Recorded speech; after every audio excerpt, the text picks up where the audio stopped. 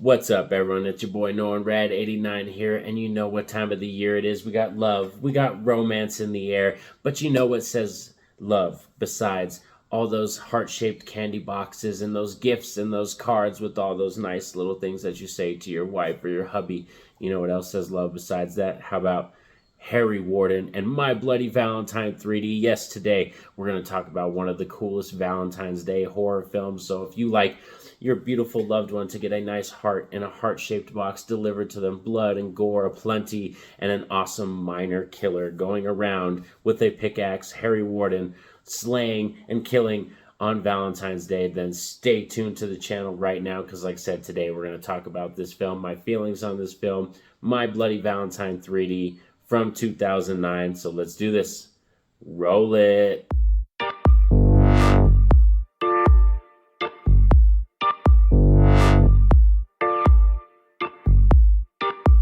So as I said, today we're going to talk about My Bloody Valentine 3D from 2009. But before we get down to that, I hope all of you out there have an awesome Valentine's Day with your loved ones or your family or whoever you're hanging out with or whatever you're doing, or even if you're hanging out by yourself, loving yourself. I hope you have a fun time. So yes, today we're talking about My Bloody Valentine 3D, which is actually, fun fact, the first R-rated film to ever fully be released in theaters in 3D. They actually used the 3D technology to film this film, so it was actually filmed for the purposes of being shown in 3D. Not too many films are done like that. Some films are formatted and edited. A lot of people don't know that, to have 3D effects after all kinds of stuff, but they weren't shot with actual 3D technology. This is one of the first films that was. And this is a remake of My Bloody Valentine, which I believe came out in 1981 or 1982, that original one. This one stars Jensen Ackles. You might know him from Supernatural. This one also stars Tom Atkins from Halloween 3, Season of the Witch, and Jamie King. So we got an amazing cast going on in this film. So let's talk about it right away as we follow a story of a small town that's it's a mining town. It's a small town, very close-knit town. And there's an accident that happens at a collapse at a mining facility. And Harry Warden, this one miner who is stuck down there with, I believe, 6 other miners, ends up killing them with a pickaxe to survive because, he needs the oxygen and everything when you're trapped in that kind of place. And yeah, a lot of stuff ensues. And then he ends up in a coma, and then he wakes up and then starts slaying, starts killing, racks up a body count the likes of Jason Voorhees. So this is a fun film, and it's just kills galore. Gore up the ante for real. If you like gore and you like 3D in your face kills, I'm talking about eyes popping out of heads, freaking pickaxes and getting thrown at you and all kinds of shit, you're gonna freaking love this movie. And first of all, the miner, that design of the killer is one of the best, for real. It's just such an iconic freaking design. And this might be, I'd have to watch the other Valentine's Day horror films like Valentine, the original My Bloody Valentine. There's even some other ones I would consider Valentine's Day horror films because they focus on love or dating, but they're horror movies.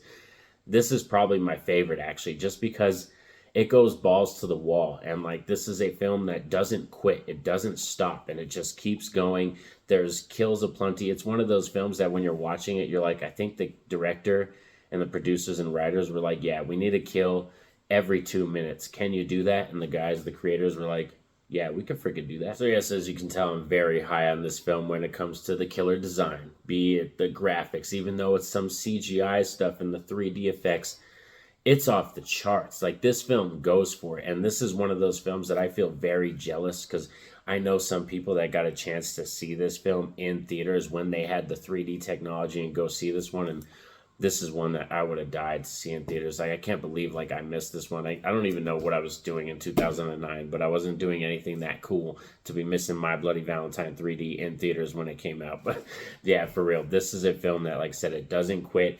It just keeps going. We got the gore, and we got also a detective story, and it's also a whodunit type story because you're trying to figure out between basically 2 different characters. You kind of are going between the film. Oh, is he the one? Is he the one? Maybe, but then they could it be her? They kind of drop in a few characters here and there, you know what I mean? Tom Atkins is one who a lot of people love him in the horror community. He's a very popular actor, most importantly known for Halloween 3, Season of the Witch. But I think Tom Atkins could have definitely been used more in this film. I would have appreciated him a little bit more in this film. He's not really in it that much. It's much more just a kind of a cameo thing. But yeah, off the charts. Freaking fun, campy ride. This is a film that you're not meant to take it seriously because you got a killer who's going around dressed like a miner with a pickaxe, and he's slaying people, cutting their chests open, taking their hearts out, and putting it in nice heart-shaped boxes, for the police to find. So it's like, yeah, you're not meant to take this film seriously. It's campy, crazy fun, 3D fun. This is like get some popcorn, get a bunch of nachos and a couple beers, and have your friends sit down and just laugh your asses off because you're not going to stop this fun with this film. It's just that much fun. And another thing I could probably say if I had maybe another negative is that some of the lead actors, like one of them, there's a police officer, the actor who plays the police officer. I'm not that fond of him. I'm like, I can I would have had appreciated more if they had a different actor, but I'm not here to take this story seriously or really get attached to these characters at all either. Like, I'm not there to get attached to them, nothing. I'm there to see the miner slay as many people, and like I said, he racks up a body count of 22 by the first 10-minute mark. Like, you know what I mean? He's racking up bodies like crazy in this film. So yeah, this is one that I just have fun with every Valentine's time, like the weekend or that weekend. I always return to this film, and this is probably, like I said, probably my favorite because I return to this over Valentine, over the original My Bloody Valentine, which are both really good films. They're really good, but I just have so much fun with this one. It's kind of like, I would describe it as like almost like Jason X fun. You know what I mean? Like, it's just popcorn, silly, campy ass fun that you're not meant to take seriously at all. So that's what I love about horror, is that we have films like this that are just balls to the wall, and you can just sit down and like turn your brain off and just go for it. And this film, like I said, goes for it. Like, so if you like nudity, you like blood, you like gore, you like a crazy slasher killer, you like a holiday themed horror film, then My Bloody Valentine 3 is coming right at you. And if you want to check out this film currently right now, it's everywhere. It's currently streaming on Shudder, it's currently on Tubi, and it's also on Peacock as well if you want to check it out. And I believe the original one is currently streaming on HBO Max, so that's where you can check that one out. So you got plenty of stuff to watch for Valentine's. Maybe, like I said, hanging with your loved one and you want to have a little fun movie night and you wanted to get kind of creeped out, kind of scared, and crawl into your arms, you know what I mean? Or maybe you're the one that gets a little scared and you want to crawl into her arms. There's nothing wrong with that. This is going to be one of those movies. So thanks for sticking around with me all for this fun little Valentine's Day special, like I said, for the channel. I wanted to do this, like I said, and then next year for Valentine's Day, maybe we'll cover the original My Bloody Valentine or something like that. That'd be fun. We'll keep it, like I said, for February, a nice little Valentine's Day special for the channel. But thanks for sticking around with me, y'all, and be sure to like and subscribe, but also let me know in the comments if you've seen this film, your thoughts on this one. Do you find this one more entertaining than that remake or than the original one? I would love to hear from you. And most importantly, I want you all to have a fun and safe, happy Valentine's Day. Peace out.